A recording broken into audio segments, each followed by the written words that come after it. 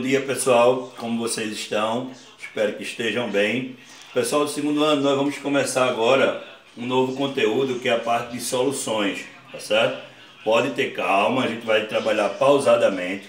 A gente vai observar o seguinte: o conteúdo específico de soluções você já vê desde o primeiro ano do ensino médio, quando você classifica as misturas. No caso das misturas homogêneas e heterogêneas. No caso das soluções, diretamente falando, elas são misturas, tá certo? E naturalmente mistura de duas substâncias diferentes.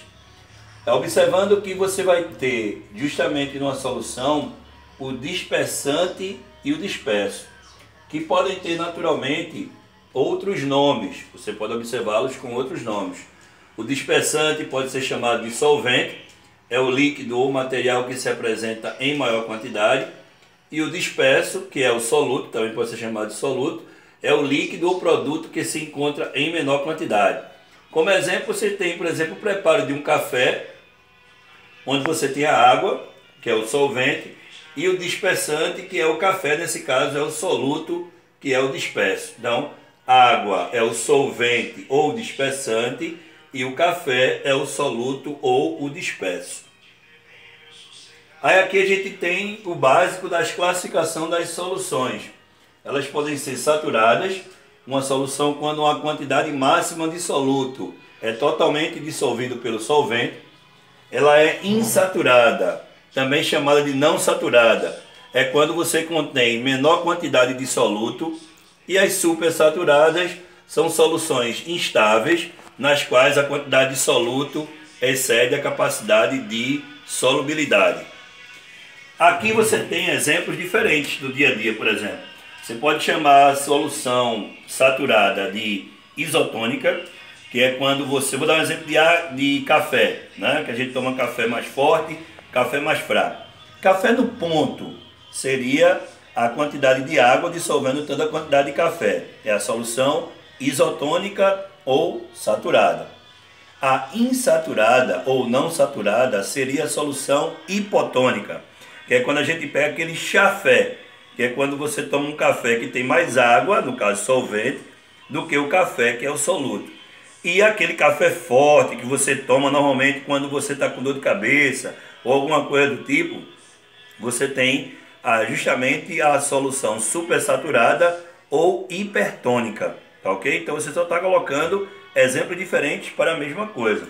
Então aqui você vê o seguinte: as soluções são misturas homogêneas. Então soluções homogêneas são aquelas que apresentam um aspecto uniforme, ou seja, com uma única fase ou monofásica. Quando você coloca ela como heterogênea ou como uma mistura heterogênea, você pode observar duas ou mais fases, tá ok? Então é isso que a gente vai começar a trabalhar. Diretamente falando, as soluções elas podem ser tanto sólidas, líquidas, quanto gasosas. Soluções sólidas, por exemplo, são formadas por solutos e solventes em estado sólido. Exemplo: a união do cobre e do níquel, que forma uma liga metálica. A nossa prata, o que a gente usa no dia a dia, é justamente uma liga metálica. Soluções líquidas, formadas por solventes em estado líquido e solutos que podem estar em estado sólido, líquido ou gasoso. Por exemplo, o sal dissolvido na água, uma bem simples. E por último, soluções gasosas, formadas por soluto e por solvente em estado gasoso, como é o caso do nosso ar atmosférico, que é uma mistura de gases.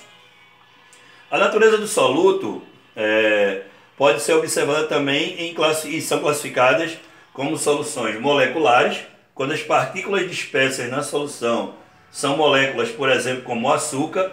O açúcar tem a composição de C12H22O11, que é a quantidade de átomos existentes no açúcar.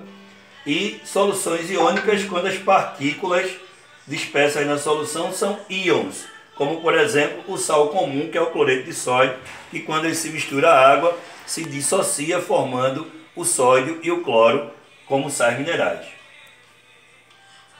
Aí aqui, pessoal, a gente já começa a entrar numa introdução do cálculo, tá certo? O que é coeficiente de solubilidade? Solubilidade é a propriedade física das substâncias de se dissolverem ou não em um determinado solvente. Vou dar um exemplo prático. A charque que a gente consome no dia a dia. Muitas vezes a pessoa quer ferver a charque 2, 3 vezes para retirar o excesso de sal. Vou dar um exemplo prático do que é coeficiente de solubilidade. Ao invés de você levar a charque 3 vezes ao fogo, leve apenas uma e coloque, quando ela começar a ferver, coloque 1 colher de chá de sal a mais. Mas você perguntar, professor, o que é isso? Ele vai ficar muito salgada. Não, ela vai chegar ao seu limite de solubilidade e em vez de ficar mais salgada, ela passará a ficar mais insossa. Aí você observa que, além do coeficiente de solubilidade, que é dado por essa equação aqui, não se preocupem porque a parte de cálculos nós vamos trabalhar depois com mais calma. Você vai observar que o CS, coeficiente de solubilidade, é igual a 100 vezes, multiplicando no caso a massa do soluto, que a gente chama de M1, dividido pela massa do solvente, chamado de M2. Conforme a solubilidade, as soluções podem ser diluídas ou concentradas. E de acordo com a concentração, a gente já entra em outro cálculo aqui, ó. Não se preocupem, é apenas a introdução do cálculo. Concentração comum. C é igual a massa pelo volume. Isso aí a gente vai trabalhar em outra aula. Espero que vocês fiquem bem, fiquem com Deus. E como já dizia meu avô, o sol nasceu para todos, mas só fica na sombra quem merece.